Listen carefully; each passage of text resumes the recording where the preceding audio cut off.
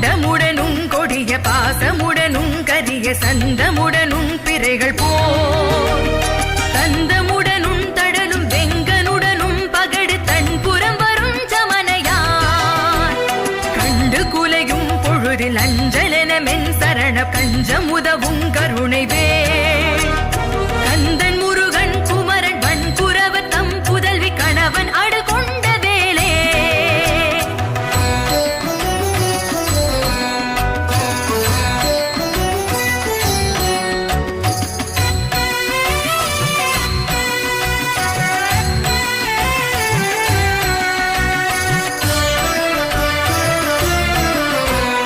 ஆலமாய் அவுணரு கமரரு கமுதமாய் ஆதவனின் வெம்மை